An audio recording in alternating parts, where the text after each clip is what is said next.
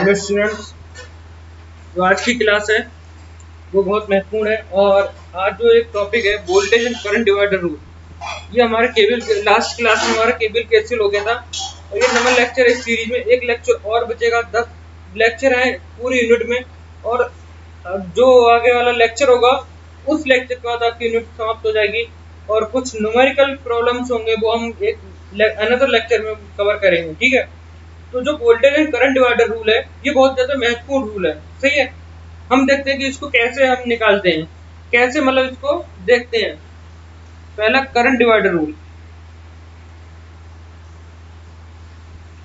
Current divider current division दोनों नाम से ये जाना जाता है।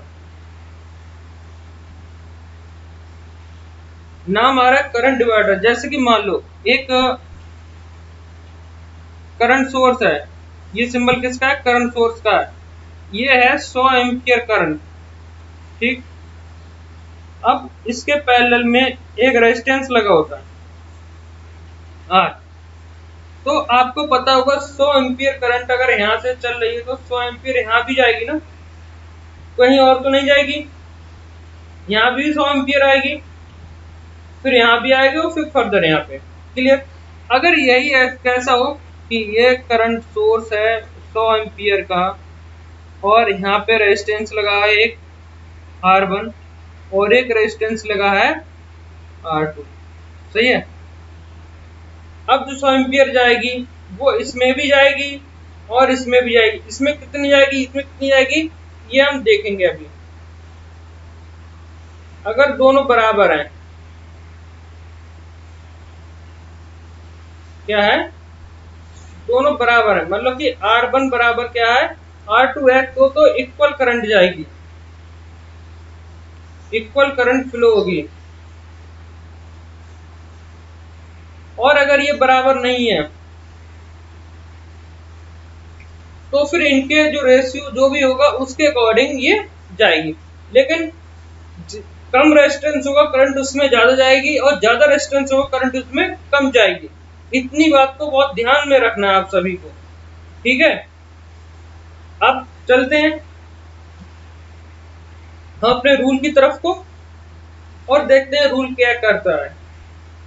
मान लो ये एक करंट सोर्स है जिसको बोला हमने आई एम्पियर की करंट देता है। सही है, अब ये एक रेजिस्टेंस है R1, फिर ये एक रेजिस्टेंस है R2 और हमको ये देखना है कि R1 में कितनी करंट जाती है और R2 में कितनी करंट जाती है। तो हमने मान लिया कि R1 में I1 गई और R2 में I2 करंट गई। टोटल करंट कितनी आ रही है यहाँ तक I। ये एक जंक्शन हो गया, एक पॉइंट हो गया, मतलब कि आने वाली समस्त धाराओं का मान जाने वाली समस्त धाराओं के मान के बराबर होता है। ये हमने किसमें पढ़ा था, KCL में पढ़ा था। टोटल I कहाँ है, यहाँ है, और ये I1 ये जा रही है, I2 ये जा रही है, यहाँ पे यही तो बनना है। देखो सही से, अगर ध्यान से देखो KCL को आपने पढ़ा है तो आप यहाँ पे फाइंड आउट कर सकते हो, हर एक चीज को जज कर सकते हो। तो हम ये सब कंफ्यूज हो जाएंगे। अगर हमें पता है कि बराबर तो हम निकालेंगे, बराबर नहीं है तो हम नहीं निकाल पाएंगे ना। अब देखो I1 करंट कितनी होगी, I1 बराबर कितनी होगी, टोटल करंट, टोटल करंट गुणा I1 किस में जा रही है, R1 में, लेकिन जस्ट इसके पैरेलल या अपोजिट वाला रेजिस्टेंस लेते हैं। कौन सा लेते हैं, अपोजिट वाला या फिर पैरेलल वाला। तो यहाँ पे कौन सा है, R2 इंटू R2। जब करंट I1 में निकाल R1 में निकालना है तो R2 लेंगे, R2 में निकालना होगा तो R1 लेंगे। सही है, upon total resistance, total resistance तो कितना होगा टोटल, वो कितना करंट I बराबर, ये I1 फाइंड आउट कर रहे हैं। अभी हम क्या फाइंड आउट कर रहे हैं, I1 I into R2 upon R1 plus R2। सही है, इतने एम्पियर करंट किस में जाएगी, इसमें जाएगी। अब हम यही चीज देखें दूसरे वाले में।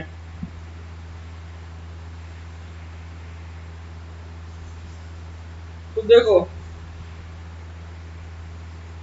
ये नोट करते रहना भाई।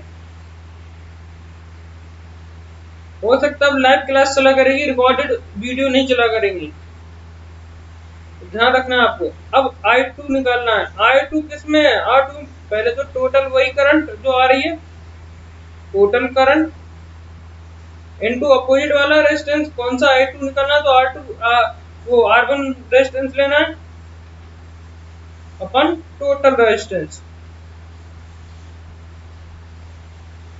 सही है। I2 बराबर I गुणा R1 upon R1 plus R2। सही है। इतने एम्पियर क्या हो गया, इसमें करंट हो गया। सही है। अब आपको कुछ न्यूमेरिकल देता हूं मैं।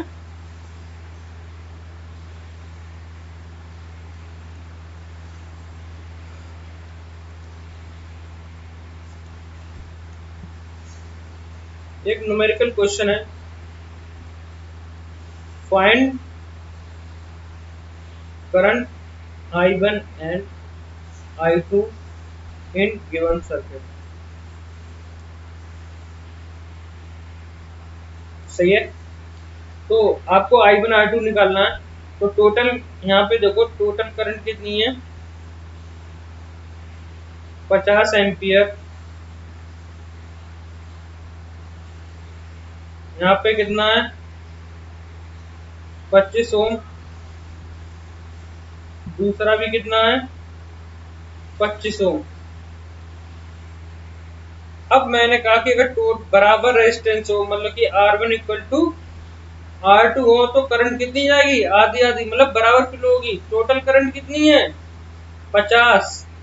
तो कितना जाएगी, अगर टोटल करंट यहाँ पे कितनी आ रही है, 50 आ रही है, इसमें भी कितनी जाएगी, 25 एम्पियर, और इसमें भी कितनी जाएगी, 25 एम्पियर। सही है। मतलब 25 एम्पियर अगर इधर चली जाती है तो टोटल यहाँ जाने वाली करंट कितनी होगी, 50 माइनस 25 बराबर 25। ये केसीएल के अकॉर्डिंग प्रूव करते हैं। अब इसको हम करंट डिवीजन रूल के थ्रू करेंगे। तब कैसे करेंगे, तो देखो, ये मान लो I1 आई, इसमें कितनी है I1, और इसमें कितनी है I2। तो I1 equal to total current कितना हो गया, 50। सही है। मान लो टोटल करंट इनटू अपोजिट वाला रेजिस्टेंस 25, टोटल रेजिस्टेंस 25 प्लस 25 50 हो गया। और ये कितना हो गया, टोटल करंट हमारा 50 गुणा 25 बटे 50। 50 से 50 कैंसिल आउट, कितना बचा, 25 एम्पियर आ गया I1। अब हम बात करें I2 की।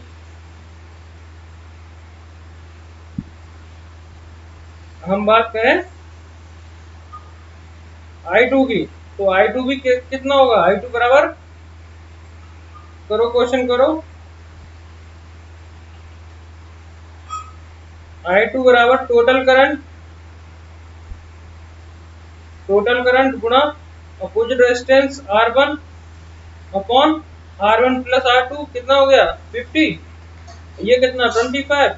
टोटल करंट कितना 50 इंटू 25 अपॉन 50। 50 कैंसिल आउट, 25 बचा। तो जो अगर बराबर है तो कितना आएगा, बराबर ही आएगा। सही है, कुछ भी चेंज नहीं होगा।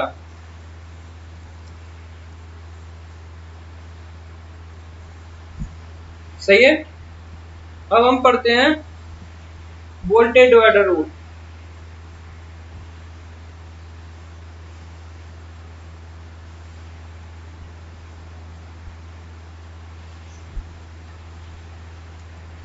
वोल्टेज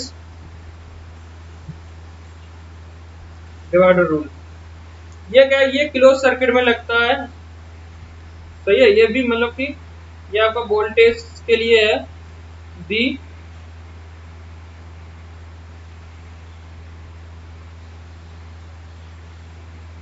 ये मान लो R1 है, ये मान लो R2 है। सही है। अब यहाँ पे R1 के अक्रॉस वोल्टेज, मान लो सब में करंट कितने फ्लो हो रहे हैं, आई यहाँ भी आई पूरे में, क्योंकि सीरीज सर्किट सब में आई होगी करंट। तो यहाँ पे वोल्टेज कितना होगा इसके अक्रॉस, BR1 यहाँ से यहाँ तक, और यहाँ से यहाँ तक BR2 होगा। अच्छा, ओम्स लॉ के अकॉर्डिंग बी आर वन बराबर कितना होगा आई इंटू आर वन, और बी आर टू बराबर कितना होगा आई इंटू आर टू। सही है, दोनों वोल्टेज। अब केवीएल लगाओ किसमें, total voltage minus B R one minus B R two बराबर 0। तो बी बराबर बी बराबर B R one plus B R two. सही है, मतलब इस वोल्टेज के बराबर ये दोनों वोल्टेज, मतलब कि इतने ये वोल्टेज जो है इन दोनों वोल्टेज के ड्रॉप के बराबर ही होगा सब। सही है, तो हम यही फाइंड आउट करेंगे। तो अब देखो करंट डिवीजन रूल क्या कहता है कि अगर बी आर वन निकालना, बी आर वन किसके अक्रॉस है, आर वन के अक्रॉस है ना, तो टोटल वोल्टेज जिसके अक्रॉस निकालना है उसका रेजिस्टेंस करंट डिवीजन में अपोजिट होता था, इसमें सेम वही अपॉन टोटल रेजिस्टेंस। ये कितना, इतना वोल्ट आ गया। सही है, ध्यान देना ये देखो।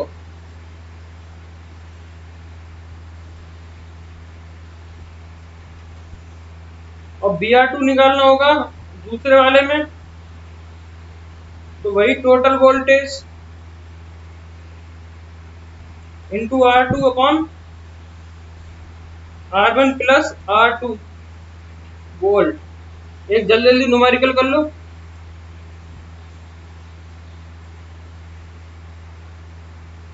100 वोल्ट 10 ओम और ये 5 ओम है। सही है, ये ऐसे 15 मान लो।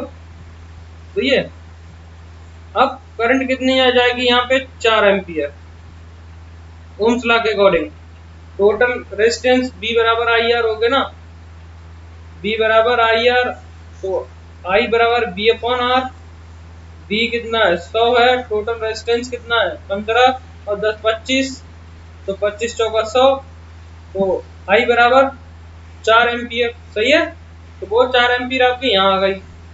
अब वोल्टेज इन इनके अक्रॉस निकालना है, दो तरीके से निकल जाएगा, लेकिन वोल्टेज डिवीजन रूल के थ्रू हम निकाल रहे हैं।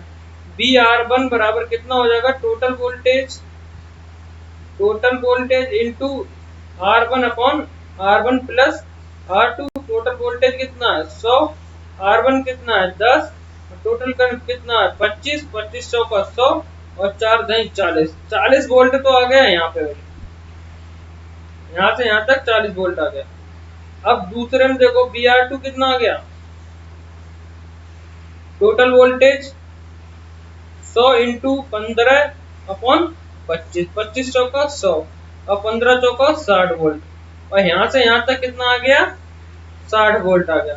देख लो 100 वोल्ट यहाँ पे है और 40 प्लस 60 बराबर है ना, तो यहाँ पे क्या हो गया, summation of V equal to 0, मतलब कि KVL इज वेरीफाइड, हो गया वेरीफाइड।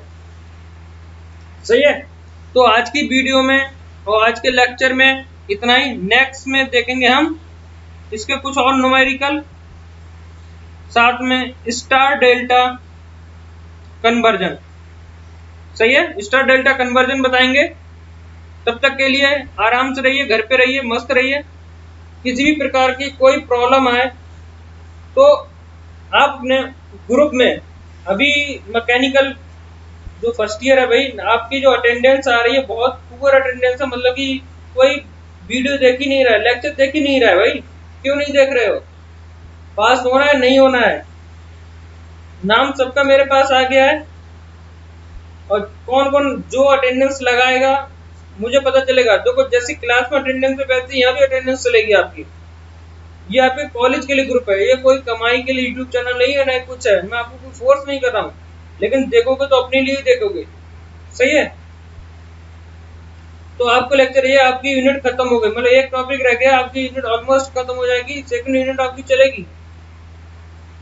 अब जब तक आपने फर्स्ट यूनिट कंप्लीट नहीं, सेकंड यूनिट आपको और समझ में नहीं आएगी, क्योंकि बेसिक टर्मिनोलॉजी, जितना बेसिक फार्मूले वगैरह डिस्कशन है वो सब फर्स्ट यूनिट में किया गया है, और मैंने हर एक लेक्चर हर एक पॉइंट को कवर किया है इसमें, इसलिए मैंने 10 लेक्चर्स बनाए हैं इसमें, नहीं तो ये 5 लेक्चर में खत्म हो जाता।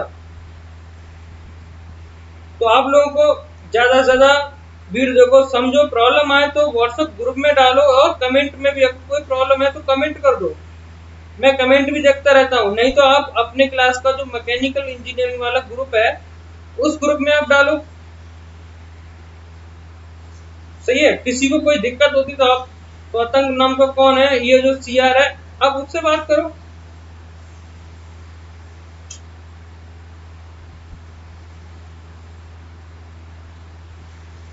सभी को लेक्चर लेना, इतना आप ध्यान से सुन लो।